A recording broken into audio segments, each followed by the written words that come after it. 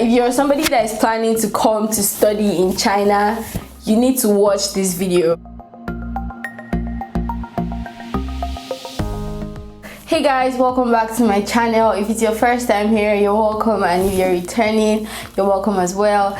Please make sure you subscribe to my channel and click on the bell like button so you get notifications every time I upload. Yeah, so I just needed to put that out there because some of y'all be watching my videos and you don't even subscribe. Why? What's wrong? Today I finally got myself to record one of my most requested videos. Like, I think you guys have been threatening me for this video. This is like one of my most requested videos. This video and videos about vendors. Don't worry guys, like, I have school. YouTube is not the only thing I do, so I need you guys to understand I also have school, and this other video for vendors kind of requires me to go out and do. So I just hope you guys understand, and please be patient with me. I am working on it. Yeah, the only one I can deliver to you guys right now is for bags, so I think you guys should just take that for now before I finally do the one for hair and lashes and all of that. So yeah, I just needed to put that out there. I also put up on my community section. I told you guys to ask me questions, so I'm going to be answering some of the questions, and I'm going to be telling you guys how you can apply for university in China. So I'm going to be telling you how to go about the process and some of the frequently asked questions about schooling in China. If you're somebody that is planning to come to study in China, you need to watch this video, and please watch the video till the end before you ask me questions, because sometimes I'll record videos and some people don't watch it to the end and they are asking me questions that I already answered in the video. So please, you guys should try to watch it to the end. Thank you. And if there's anything I didn't mention in this video, please you could just leave a comment in the comment section below, and I'll be sure to answer your questions on anything. Sorry for that very long intro. I just needed to put some things out there. And it's really cold, that's why I'm dressed like this. I don't play with my health, I don't. How can you get admission in China? So the first step is to decide on what course you want to study. Of course, you need to decide, what course do I want to study? Once you decide what course you want to study, then you start looking for schools. You can go on the internet, on Google, wherever, or you could use an agent, whichever one you want. Using an agent is definitely easier. You could just tell your agent what course you want to study and you know what part of China you want to be in. Your agent can help you to get admission or get a school that offers that course. And you also have to decide what language you want to learn in. Do you want to learn in English or do you want to learn in Chinese? Those are the only two options, at least that I know about. I don't think there's any other option for any other language. To study in any other language. I only know of Chinese and English. I personally study in English. There are two options of studying in China. That's self-sponsorship or scholarships. There are actually different kinds of scholarships. There are a lot of scholarships, but then I don't know much about scholarship. Then I know that there's a Chinese government scholarship. I'm going to leave a link to that in the description bar below, because I'll try to find the link to that, and then I'll leave it in the description bar below so you guys can apply if you want that. And I believe that is a fully funded scholarship, so they cover your tuition fees, your accommodation, and they give you a monthly stipend. You could also do your research about scholarships, but then I have a friend here on YouTube that made a video about scholarships in China, so I'm going to leave a link to her video in the description bar below so you guys can check it out if you're trying to get a scholarship here in China. And then the second option is to be self-sponsored, which is the easiest, and most people here are actually self-sponsored. That's paying your school fees yourself, not yourself but like your parents or yourself. Yeah, that. If you want everything to be done like very fast and very easy, I would advise you use an agent. So you could get an agent in your country, or you can get an agent here in China. I'm going to leave a phone number in the description bar below, so if you're trying to get admission into China, you could just send a WhatsApp message to that phone number and you'll be sure to get help on whatever course it is you want to study. But then if you want to do it yourself, I'm just going to give you guys a run through on everything you need to know and all the steps you need to follow. So the first step is to, of course, decide on what course you want to study, and then you go online and check on the schools that offer that course for international students. Not every school accepts international students, so you need to be specific when you're trying to look for schools. You make sure you look for a school that accepts international students, and then you also decide what language do I want to study in, and you check if that school offers that course in English, or if that school offers that course to international students in Chinese. Yeah, so after you do that, once you find a school that is suitable for you and you check like the ranking of the school, how good the school is and everything, then you can go ahead to go on their international students website. There will be a number that you can call if you want to like talk directly to a representative, just to like give you the necessary information you need to know. Or there's always an option where you can just read everything you need to know. So you get your documents and then you email it to the school. Or if you're using an agent, all you need to do is just send your documents to the agent. There are also agents that help you to get scholarships. So if you want to get a scholarship and you feel like the process is too hard, which is actually true, it is not so easy. So you go to the Chinese embassy in your country, and then you could find out everything you need to know about scholarships, or you could just get an agent to help you to get scholarships. But then if you use an agent, it will be more expensive because they're kind of assuring you of getting a scholarship. I'm going to tell you guys all the documents you need to get admission in China. So you need your passport, and you need a passport that is current, not an expired passport. Yeah, you need a passport that is up to date, that is current. You need your medical certificates. There's a specific medical certificate that you need to get when you're coming to China. I believe you can get it in the Chinese embassy in your country, so you need that as well. And then once you get it's like a form. You get that form, and then you go and have all the tests and all of that, and then you fill it, or you get your doctor to fill the form for you. The third thing you need is a police report. That's to say that you're not a criminal or you don't have any bad record with the police back in your country. You need your high school certificate. That's if you're coming here for undergrad, or your diploma or degree or whatever. That's if you're coming for a master's. Some schools ask for your transcripts. Not all schools will ask. My school personally asked for my transcript, but then I know another school that I wanted to apply for that didn't ask for my transcript. So some schools will ask you for transcripts, and some other schools don't need your transcript. So I got this question that asked me, what is the average tuition fee for schools here in China?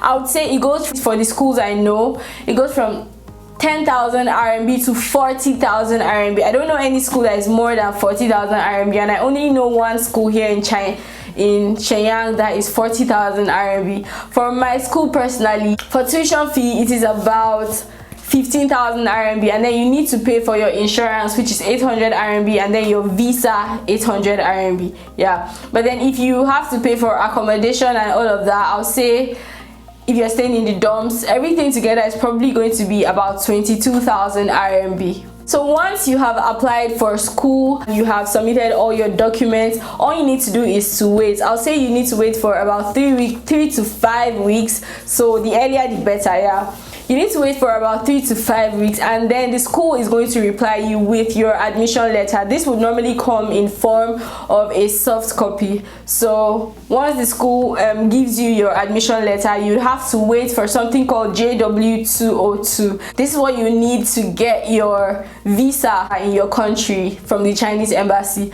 So if you're going to be on government scholarship, it's called JW201, but then if you're self-sponsored, it's JW202. After you get your admission, it is the school that applies for the JW202 from the immigration office for you. So I'll say maybe about 2 weeks later, if you're lucky 1 week. I got mine in 1 week, about 1 week. If you're lucky, you get it very quickly, and once you have your admission letter and your JW202, then you're good to go. But then there's a problem. You only have the soft copy, and then in order to apply for a visa, you need the original documents of those. In most cases, the school sends it to you through DHL, which costs about $30 to $50 depending on what school it is. So yeah, you need to pay about $30 to $50 to the school so they can send over your documents.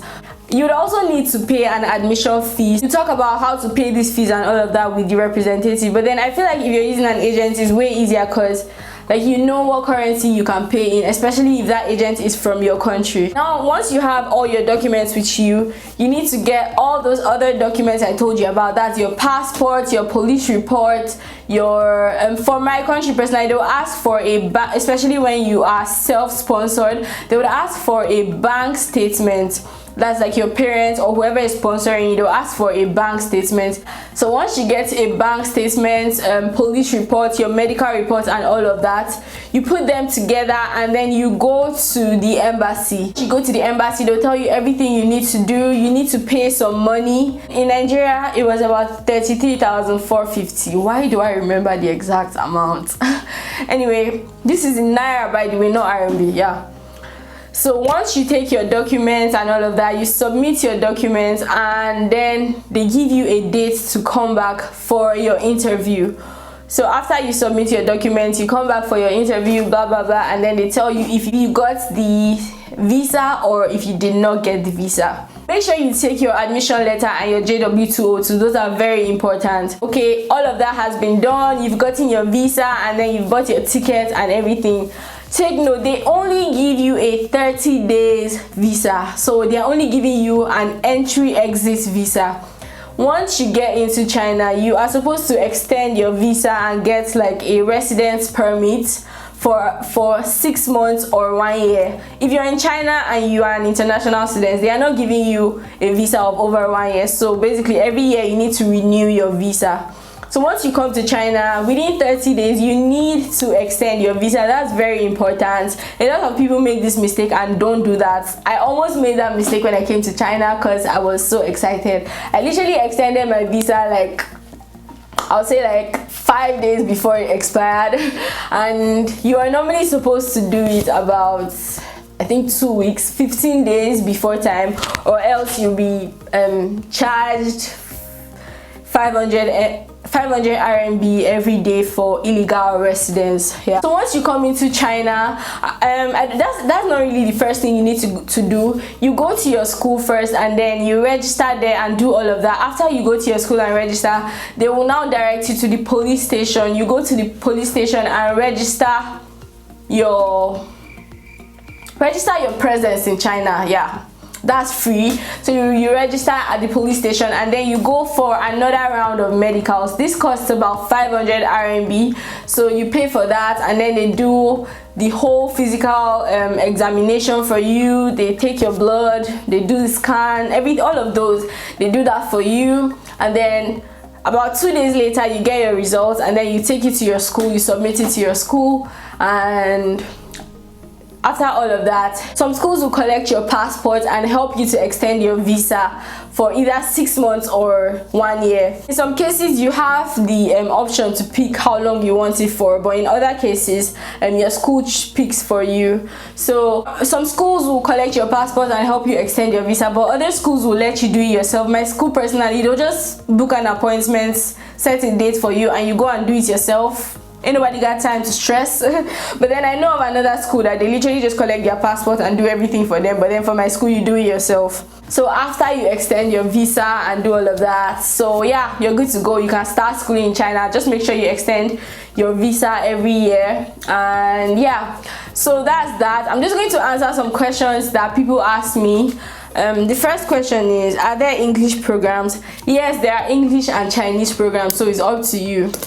And I'll say, once you're applying for scholarships, just be very careful, because I know people that sometimes they get scholarship which is like for only your first year. There's a scholarship like that, and then when they come to China, they don't know that it's only for their first year, and then second year they're expecting their scholarship to be there, maybe because they did well and all of that, and then your scholarship is not there, and then you find out that your scholarship was just for a year.